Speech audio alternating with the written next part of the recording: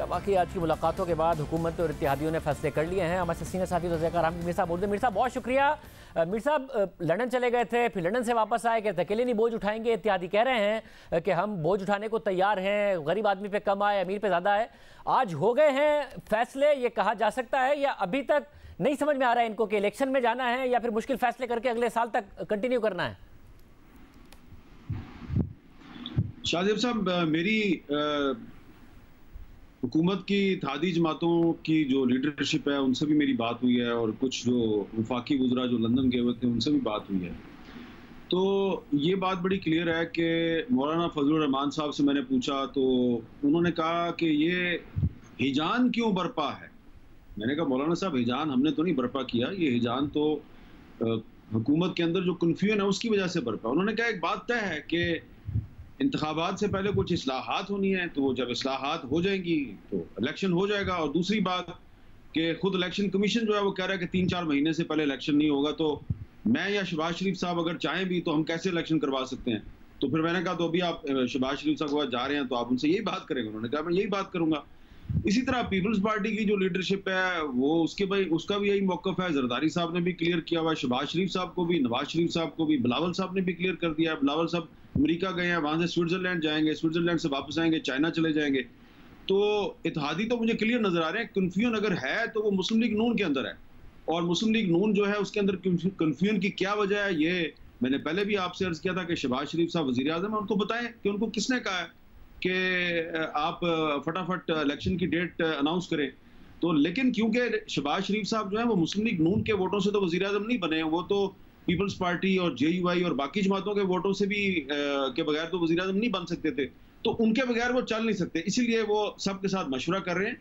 और अल्टीमेटली होगा वही जो इत्तेहादी जमातों की अक्सरियत चाहेगी। राना सनाउल्लाह साहब कहते हैं कि ये इलेक्शन ईयर है, ठीक है, वो उनका ये ख्याल है। तो हो सकता है कि अक्टूबर नवंबर में इलेक्शन के लिए मुस्लिम लीग नून राजी हो, लेकिन मेरी इत्तला के मुताबिक पीपल्स पार्टी जो है वो शायद अगले साल तक इलेक्शन में जाना चाहती है।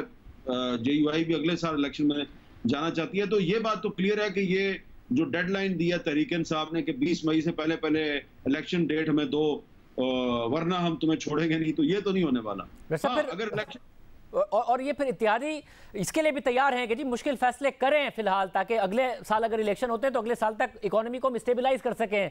क्योंकि अदरवाइज भी अगर मुश्किल फैसले नहीं कर रहे हैं तो 194 का डॉलर हो या फिर गिरती हुई स्टॉक मार्केट हो, ये कोई बहुत अच्छे ऑप्टिक्स तो नहीं क्रिएट कर रहे हैं हुकूमत के लिए। इनके अंदर बहस ये चल रही है कि फर्ज करें कि हम जल्दी इलेक्शन की डेट दे देते हैं, जल्दी इलेक्शन करवा देते हैं, तो क्या डॉलर जो है वो ऊपर जाना बंद हो जाएगा, क्या स्टॉक मार्केट ठीक हो जाएगी? इसका जवाब किसी के पास नहीं है। तो इनको एक चीज समझने की जरूरत है कि ये जो डॉलर ऊपर जा रहा है और स्टॉक मार्केट में इंस्टेबिलिटी है, इसकी एक वजह ये भी है कि आप कंफ्यूज हैं। जरदारी साहब कुछ कह रहे हैं, बिलावल साहब कुछ कह रहे हैं, शहबाज शरीफ साहब की बॉडी लैंग्वेज कुछ और बता रही है। तो इसलिए आप देखें ना, जब वो लंदन गए थे तो जरदारी साहब ने प्रेस कॉन्फ्रेंस कर दी और ख्वाजा आसिफ साहब ने कहा वो जो कुछ भी कह रहे हैं जरदारी साहब बिल्कुल ठीक कह रहे हैं। उसके बावजूद अब शहबाज शरीफ साहब वापस आए तो फिर सलाह मशवरे कर रहे हैं। तो उनको अपनी अदाओं पे खुद गौर करना चाहिए। उन्होंने कन्फ्यूजन फैलाई हुई है और उनकी कन्फ्यूजन का फायदा जो है वो इमरान खान साहब उठा रहे हैं। लेकिन मुझे लगता ये है कि ये अगर इलेक्शन होगा भी तो अक्टूबर नवंबर से पहले ये राजी नहीं होंगे इत्तेहादी जमातें। और शहबाज शरीफ साहब ने कोई सख्त फैसले अगर करने हैं तो यकीनन वो सख्त फैसले उनको करने पड़ेंगे। और अभी बिलावल साहब भी जा रहे हैं, थोड़े दिन बाद मिफ्ता साहब भी जा रहे हैं, वहाँ उनकी IMF के हुकाम से मुलाकातें होंगी। तो हो सकता है कि इनको कहीं ना कहीं से कुछ मदद भी मिल जाए, रिलीफ भी मिल जाए। लेकिन फौरी तौर पे अगले 2-3 महीने में तो इलेक्शन मुझे नजर नहीं आ रहा। बहुत शुक्रिया आमिर साहब की गुफ्तगू आपने सुनी, तज़िया आपने सुना।